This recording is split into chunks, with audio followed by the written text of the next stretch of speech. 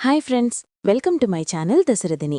Follow అవుతూ వెళ్లి గుండె పగిలే నిజాన్ని తెలుసుకొని కుప్పకూలిన జ్యోత్స్న ఆనందంలో దీప ట్విస్ట్ అదిరిపోయింది.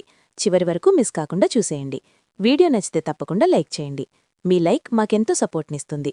అలాగే మా న్యూ ఈబీటీవీ ఛానల్ని సబ్స్క్రైబ్ చేసుకోండి. దశరథ దీపతో ఇలా అంటూ ఉంటాడు, పదమ్మా మనింటికి వెళ్దాము అని.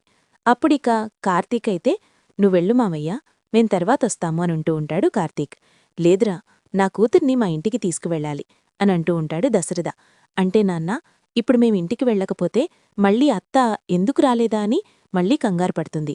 ఇంటికెళ్ళి అత్తయ్యకి కనిపించేసి అప్పుడొస్తాన్నాన్నా అని అంటూ ఉంటుంది దీప. సరేనమ్మా, తొందరగా వచ్చేయండి అని అంటూ ఉంటాడు దశరథ. రే కార్తీక్, నా కూతుర్ని నువ్వు కార్లో తీసుకువెళ్ళు, నీ స్కూటీ నేను తీసుకుంటాను. తను అసలు ఒట్టి మనిషి కూడా కాదు. ఇప్పుడు మీరు బైక్ మీద వెళ్తే తను గోతుల్లో పడినప్పుడు కుదుపు తగులుతుంది. నా కూతురు అలా కుదుపు తగులుతూ వెళ్లకూడదు. తనకెటువంటి ఇబ్బంది ఉండకూడదు. తనని కార్లోనే తీసుకువెళ్ళి కార్లోనే తీసుకురా అని అంటూ ఉంటాడు దశరథ. ఆ మాట విని అప్పుడేక అంటూ ఉంటాడు కార్తీక్. అయితే ఇప్పుడు మీరు మాకు కారిచ్చారనుకో, మళ్ళీ జ్యోత్స్నాకే అనుమానం వస్తుంది.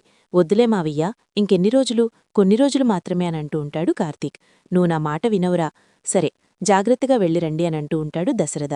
ఇంక దాసు అయితే, నేను వెళ్ళొస్తానన్నయ్యా అనంటూ ఉంటాడు దాసు. నీ కూతురు విషయంలో నువ్వు జాగ్రత్తగా ఉండాలి, లేకపోతే మాకు నిజం తెలీదనుకొని నిన్ను చంపైనా చంపేస్తుంది అని అంటూ ఉంటే, ఒక పంచే దాసు, నువ్వు నాతో పాటు ఇంటికొచ్చేసేయనంటూ ఉంటాడు దశరథ. అయితే అప్పుడే దాసు అయితే, వస్తానన్నయ్యా, బయట కొంచెం పనుంది, అది చూసుకుని వస్తాను అని దాసు అయితే వెళ్ళిపోతాడు. ఇక దశరథ, ఇన్ని రోజులు దీపలాంటి కూతురుంటే బావుండేది అని అనుకున్నాను. కాని దీపే నా కన్న కూతురని తెలిసాక ఆ దేవుడు నాకంత మంచే చేశాడు అని అనిపిస్తుంది. ఇన్ని రోజులు నా కూతురు ఎన్నో కష్టాలు పడింది. నా కూతుర్ని ఇప్పుడు సంతోషంగా చూసుకోవాలి. సుమిత్ర ఆపరేషన్ అయిపోయిన తర్వాత అప్పుడు ఒక్కొక్కళ్ళ పని చెప్తాను అని అనుకుంటూ ఉంటాడు దశరథ. అలా అనుకుంటూ డ్రైవ్ చేస్తూ ఉండగా ఎదురుగా ఇక డాక్టర్ అయితే రోడ్డు మీద ఎవరితోనో మాట్లాడుతూ ఉంటుంది.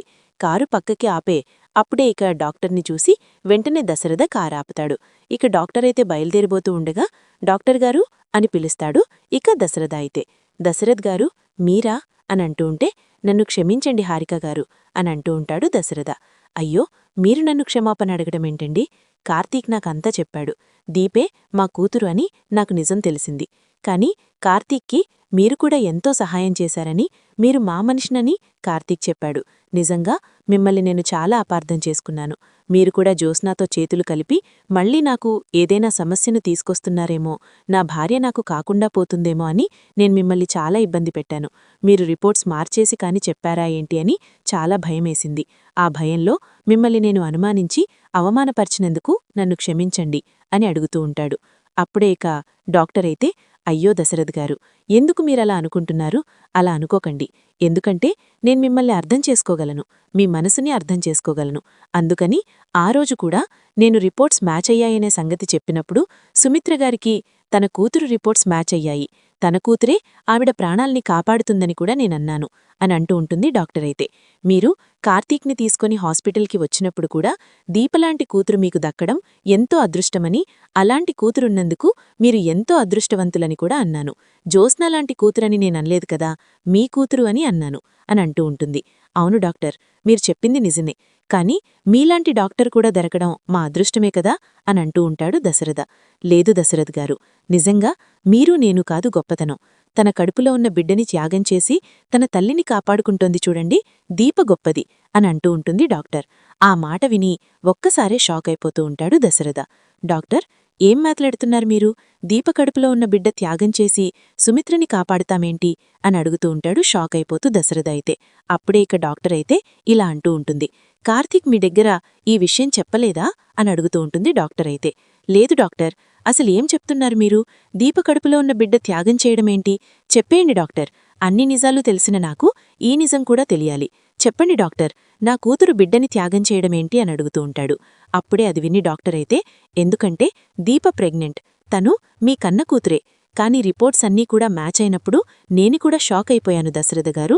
దీపే మీ కన్న కూతురని తెలిసినా తను బోనుమారో ఇవ్వడానికి సిద్ధంగా లేదని కార్తీక్తో చెప్పాను. అప్పుడు కూడా వాళ్ళు ఏమీ ఎందుకని? దీప మా అత్తయ్య కూతురే కదా, బోనుమారో ఇవ్వడానికి తను ఎందుకు సిద్ధంగా ఉండదు అని వాళ్లు కూడా అడిగారు. తను ప్రెగ్నెంట్ దశరథగారు. ప్రెగ్నెంట్తో ఉన్న లేడీ బోనుమారో ఇస్తే కడుపులో ఉన్న బిడ్డ చనిపోతుంది అనంటూ చెప్పేస్తుంది నిజాన్ని దశరథకి డాక్టరైతే. అది విని షాకైపోతూ ఉంటాడు దశరథ. ఇక షాకైపోతూ డాక్టర్, అవును దశరథగారు, నేనసలు చెయ్యనని చెప్పాను. భగవంతుడి మీదే భారం వేద్దాము అనన్నాను. మీ కడుపులో ఉన్న బిడ్డని మీరు చంపుకుంటారా అని కూడా అడిగాను. అప్పుడు దీపా, నా కడుపులో ఉన్న బిడ్డకన్నా మా అమ్మ ప్రాణాలే నాకు ముఖ్యం. మా అమ్మనిప్పుడు సంతోషంగా చూసుకోవాలి. సుమిత్ర ఆపరేషన్ అయిపోయిన తర్వాత అప్పుడు ఒక్కొక్కళ్ళ పని చెప్తాను అననుకుంటూ ఉంటాడు దశరథ. కాపాడుకోవడమే నాకు ముఖ్యం. నేను మా అమ్మని కాపాడుకోవాలి డాక్టర్. దయచేసి నాకు బోనిమారో చేయండి అని నన్ను బ్రతిమిలాడింది. తర్వాత కార్తీక్ కాళ్లు పట్టుకుని మా అమ్మని బ్రతికించు బావా అని ప్రాధేయపడింది. కార్తీక్ కూడా తన బిడ్డని త్యాగం చేయడానికి ఒప్పుకున్నాడు. ఆ రోజు జ్యోత్స్నాని మీరు టెస్టులకని నా దగ్గరికి తీసుకొచ్చిన రోజు కార్తీక్ దీప అప్పుడే వచ్చి వెళ్లారు అని చెప్తూ ఉంటుంది. అప్పుడే ఇకన్నీ గుర్తు చేసుకుంటూ ఉంటాడు దశరథ. అప్పుడు కార్తీక దీప ఎందుకో కళ్ళల్లో నీళ్లొచ్చి బాధపడుతున్నట్టనిపించి వాళ్ల దగ్గరికి వెళ్లి మాట్లాడినప్పుడు ఏం సమస్య లేదా అని వాళ్ళనడిగినప్పుడు ఏం లేదు మావయ్యా అని వాళ్ళ సమాధానం చెప్పడం అన్నీ కూడా గుర్తు చేసుకుని అవును డాక్టర్, మీరు చెప్పింది కూడా నిజమే అని అంటూ ఉంటాడు. నిజంగా దీపలాంటి కూతురుండడం మీరు ఏ జన్మలోని చేసుకున్న అదృష్టం. చూడండి దశరథిగారు, ఇకేమీ ఆలోచించకండి. ఆ దేవుడు నిర్ణయం ఎలా ఉంటే అలా జరుగుతుంది అని అంటూ వెళ్ళిపోతుంది. లేదు, నా కూతురికి ఇంత కష్టం రానివ్వకూడదు. కానీ ఒక పక్క సుమిత్రిని కాపాడుకోవాలి, దీప కడుపులో ఉన్న బిడ్డని కాపాడుకోవాలి. ఇప్పుడు ఏం చెయ్యాలి అని ఆలోచిస్తూ ఉంటాడు దశరథ. అయితే అప్పుడే ఇక గురువుగారు గుర్తుకొస్తారు. ఇక గురువుగారు గుర్తుకొచ్చి గురువుగారి దగ్గరికైతే వెళ్తాడు దశరథ. అప్పుడే ఇక గురువుగారి దగ్గరికి వెళ్లి నమస్కారం చేసి, మీకు తెలియంది ఏమీ లేదు గురువుగారు, మీకు మొత్తం తెలుసు. ముఖం చూసి మనసులో ఉన్న బాధని చెప్పేయగలరు. మీరు ఏదైతే అన్నారో ఇంటి వారసుల చేతులుగాని యాగం జరగాలనన్నారో ఆ రోజు అలాగే దీపచేతుల మీదగాని యాగం జరిగింది. తర్వాత దీప కడుపులో ఉన్న బిడ్డని గురించి జాగ్రత్త అన్నారు. అలాగే జరిగింది. ఆ రోజు జాతకం చూసి ఈ జాతకురాలికి ఎప్పుడో పెళ్లైపోయిందని కూడా చెప్పారు. మీకు తెలియంది ఏమీ లేదు. ఇప్పుడు నా కూతురు తన కడుపు ఉన్న బిడ్డని త్యాగం చేసి నా భార్యని కాపాడాలనుకుంటుంది. కాని నేను ఆ కడుపులో ఉన్న బిడ్డను కూడా కాపాడుకోవాలి, నా భార్యని కూడా కాపాడుకోవాలనుకుంటున్నాను. దీనికి ఏదైనా దారి చూపించండి అని అడుగుతూ ఉంటాడు. అప్పుడే ఇక గురువుగారైతే సమస్య అనేది మనకి వచ్చినప్పుడు దానికి పరిష్కారం కూడా ఆ దేవుడు మనకిస్తాడు దశరథ. ఖచ్చితంగా ఆ సమస్యకి పరిష్కారం ఉంటుంది. ప్రతి సమస్యకి కూడా ఏదో ఒక రూపంలో మనకు పరిష్కారం దొరుకుతుంది. నువ్వు సాయంత్రం దీపని కార్తీక్ని ఇక్కడికి తీసుకురా. నేను అమ్మవారికి పూజ చేసి అప్పుడు ఏం చేయాలో చెప్తాను. ఈ సమస్యకి ఏదైనా దారి దొరికిందేమో చూద్దాము అని అంటూ ఉంటాడు. సరే గురుగారు అని ఇక దశరథ అయితే ఇంటికి వెళ్తాడు. దశరథ ఇంటికి వెళ్ళిన తర్వాత ఎక్కడికి వెళ్ళావు డాడీ అని అడుగుతూ ఉంటుంది జ్యోత్స్న. నీకు చెప్పాల్సిన అవసరం నాకు లేదు అని అంటూ ఉంటాడు దశరథ. అయితే అప్పుడేక నానా సుమిత్ర టాబ్లెట్ వేసుకుందామని అనంగానే నేను వేశాను డాడీ అని అంటూ ఉంటుంది జ్యోత్స్న. అసలు సుమిత్ర దగ్గరికే నిన్ను వెళ్ళొద్దన్నాను కదా, మళ్ళీ నువ్వెందుకు వేశావు అని అడుగుతూ ఉంటాడు దశరథ కోపంగా. అలా అంటావేంటి దశరథ, తనే కదా సుమిత్రని కాపాడేదే అని పారిజాతం అంటూ ఉంటే అవును, తనే కాపాడుతుంది. ఎలా కాపాడుతుందో నాకు తెలుసు కదా అని అంటూ ఉంటాడు దశరథ. దశరథ మాటలో ఏదో తేడా కనిపిస్తుంది జ్యోత్స్నాకి. అప్పుడేక దశరథాన్ని చూస్తూ డాడీకేమన్నా దాసు నిజం చెప్పేశాడా, అందుకే తనిలా మాట్లాడుతున్నాడా, ఏమీ అర్థం కావడం లేదు అని అనుకుంటూ తర్వాత ఇక కార్తీకైతే దశరథ ఫోన్ చేస్తాడు. నేను చెప్పిన ప్లేస్కి మీరిద్దరు కూడా రండి అని అంటూ ఉంటే అదంతా కూడా జ్యోత్స్న వినేస్తుంది. డాడీ ఎక్కడికో వెళ్తున్నాడు అని అనుకుంటూ ఉంటుంది జ్యోత్స్న. అప్పుడేక దశరథ అయితే కార్తీక్ని దీపని రమ్మని తను కూడా బయలుదేరతాడు. దశరథ వెనకాలే ఇక జ్యోత్స్న కూడా వెళ్తుంది. ఇక దశరథ గురువుగారి దగ్గరికైతే వెళ్తాడు. వెళ్ళిన తర్వాత అప్పుడే ఇక కార్తీక దీప కూడా వస్తారు. ఏంటి మావయ్యా, ఎక్కడికి రమ్మన్నావు అని అడుగుతూ ఉంటాడు.